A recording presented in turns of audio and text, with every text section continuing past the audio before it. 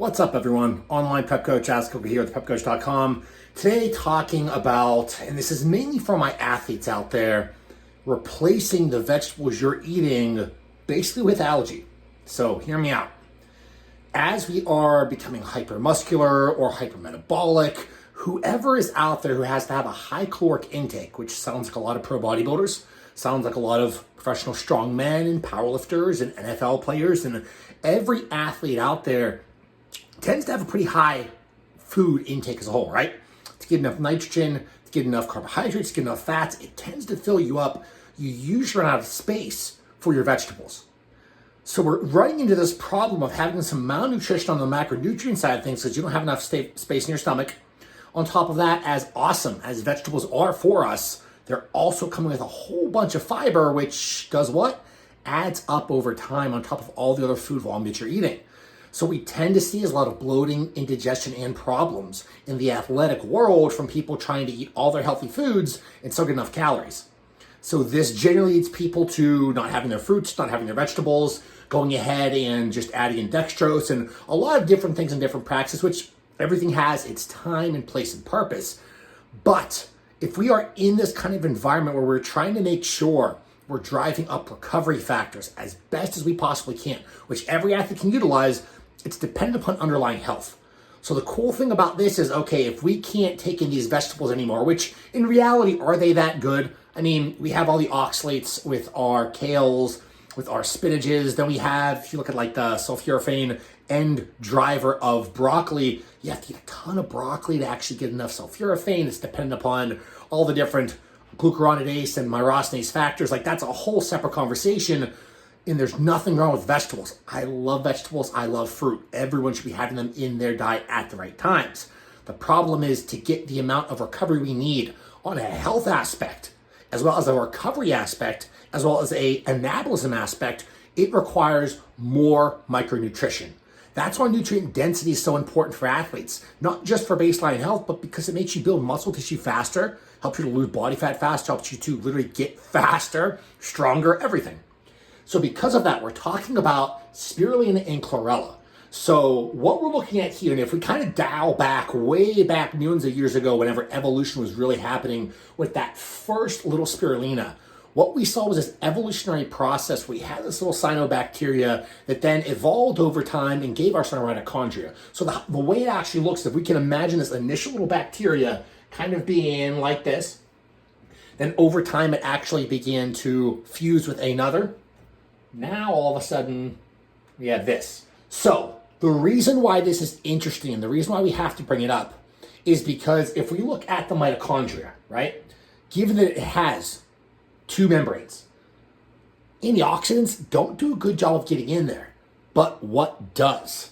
If we look at this inner portion, there's three things that gets in there extremely well, binds and causes all of these positive interactions. One is going to be glutathione. The other one's going to be superoxide dismutase, and the other one's going to be chlorophyll. So if that's how we evolved, cellularly speaking, and if that is our baseline, really immune system and response, then it makes sense to give ourselves what we are losing with today's diet, with the strains we're putting on ourselves from an athletic standpoint, regardless of what supplementation may or may not be in play.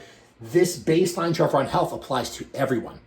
So because we know, okay, glutathione, superoxide dismutase, and chlorophyll, how does that parlay into the spirulina chlorella conversation?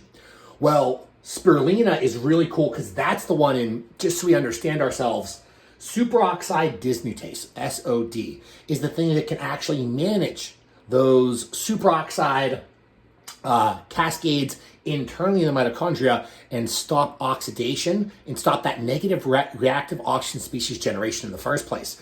The problem is our body stops generating SOD after about 30-ish. At about 30, we see SOD go down. We see our thymic glands stop releasing all those traditional peptides you're used to hearing about. But essentially, we're looking at 30, these things start to happen. So all of a sudden, where can we get chlorophyll and a driver on superoxide dismutase? Spirulina. So we're going to have our actual spirulina. And this is going to be, and again, it does so many things, so we're going to be a little bit more concise in this video, but spirulina is going to be the big one to drive up those superoxide dismutase levels. It's also going to have that high chlorophyll content. So then we go into the chlorella side of this conversation. And if we look at chlorella, this is another interesting one because of everything that it has to offer. First of all, this combination, if you add up the actual vitamins and minerals, it literally makes it so that, like if the one product we'll talk about at the end, it's something like, a full serving, which we'll talk about at the end, is the equivalent of something like, dozens of plates of actual vegetables. The vitamin mineral content and all that fun stuff is making it the most nutrient dense food source out there. So in reality, we're talking about superfoods, maybe a catch-all term, kind of gimmicky. These are actually superfoods. Like, this is what that word should be used to describe, and really kind of only spirulina and chlorella. But so either way, if we go to chlorella, it has actually the highest tryptophan content. So if we have a high amount of tryptophan, that means downstream driver on what? Melatonin, which means sleep. So this is mainly going to be our PM-based product, whereas spirulina is going to be more of our AM-based product. Mainly as well because chlorella is actually going to stimulate bowel movements. So that stimulation of bowel movements is going to obviously have some kind of a delay. It's not going to be right away. It might be 4 hours, 6 hours, 8 hours, but it's meant to be the detoxifier because of how it's working. So this is mainly the chlorella. This is mainly going to be our main detox player. And it does that by having these hard cell walls, which will literally pull, absorb, and suck toxins out of the body, and then also feeds the development of T cells, P cells, natural killer cells. All the good things in our gut and our immune system get fed by chlorella. So I'm just going to put feed me chlorella, please. So if we are understanding this right, the neurological player, the overall big daddy driver on mitochondrial health and therefore management of inflammation is going to be our spirulina. We then have the gut-based driver, the detoxifying-based product of the chlorella. Combined, we're essentially getting the best of all worlds and really kind of achieving the goal of why we're having our vegetables in the first place. Most people aren't having broccoli because it tastes good. Like, I'm not a big fan of broccoli, but I eat it because it's a vegetable and, it's healthy for me. But at the end of the day, if we're looking at actual superfoods, we're literally looking at our spirulina and chlorella. So if we're trying to get every single vitamin and mineral and micronutrient that we need, we're relying on these algae. And it's kind of fitting now for the athlete who doesn't have enough room in their stomach or needs a more robust driver, because there's also that chemical signaling strength. You're going to have to eat a lot of broccoli, a lot of kale, a lot of vegetables, and a lot of fruits to drive the same level of health action that these are. Because remember, indirectly, these are also going to drive anabolism, because you're going to be able to recover faster from your workouts and train harder.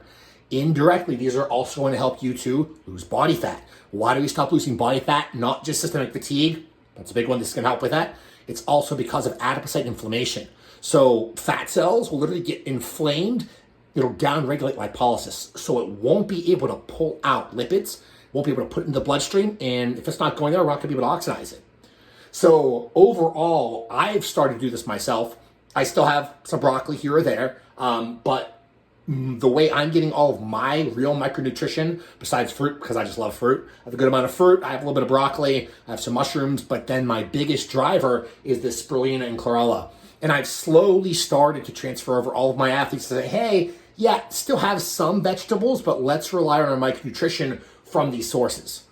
Now, the product does matter, because if you look at the destruction of enzymes, it's happening at 113, 114 degrees Fahrenheit. So that heating process can destroy it. So you need something that takes that into consideration.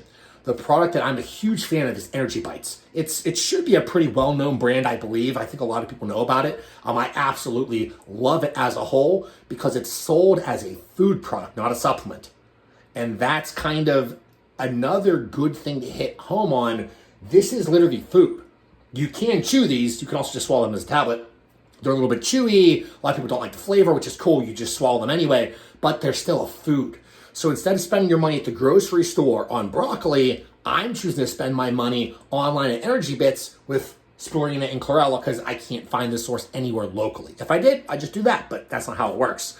So if we're looking at the Spirulina and Chlorella, a very basic way to do it, again, if we're looking at overall health, overall longevity, overall replacement of our vegetables, overall replacement and driver on performance, anabolism, fat loss, all the above, we are looking at Spirulina AM, Chlorella PM.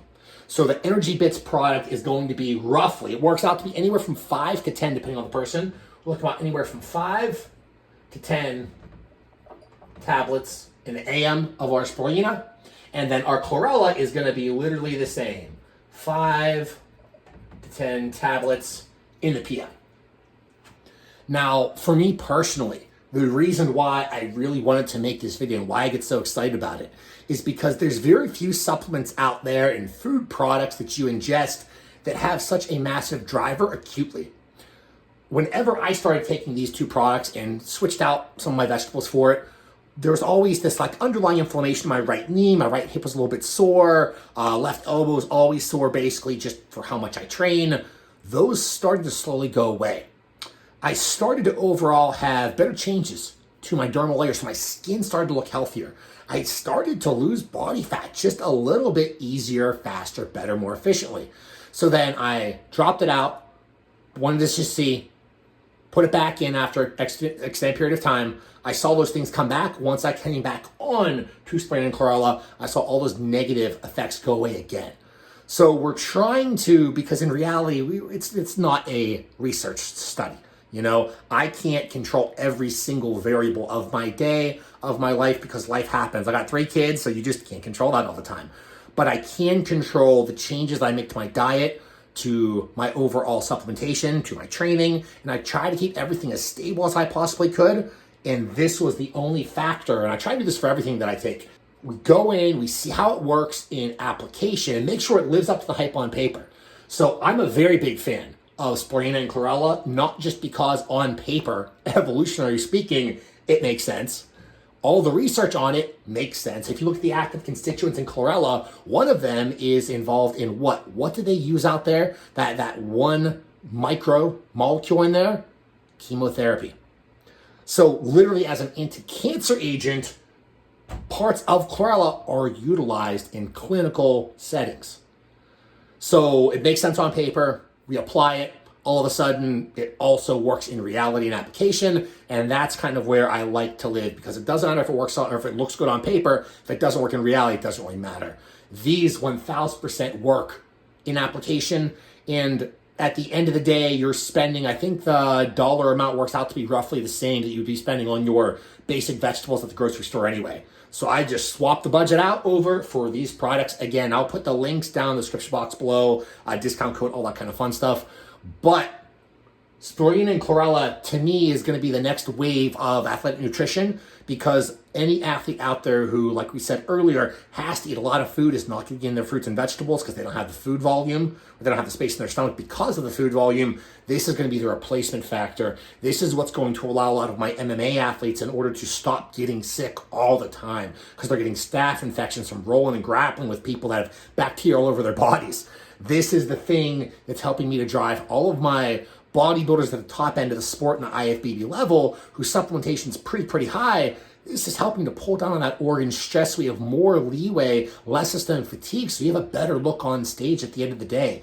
If you're at any level of competition in the physique-based world, and you're stressed out, you're fatigued, you have poor renal functioning, it's going to show on stage. You have less of a crisp, round, clean look. As weird as that sounds, that's the exact look that we want. We want that clean, we want that crisp, we want that pop. We don't want to see people overly fatigued. Meaning, and I don't mean actually tired, because no one feels good on competition day, but what I mean is people that looked melted. There's a melted, stressed look that looks like a ton of water, a ton of inflammation, and it makes them look out of shape. In reality, they're all just as lean as each other. It's that underlying fatigue factor that causes that look to occur. And these are some products that will help. As always, thank you so much for watching. Check out theprepcoach.com. See you guys next time.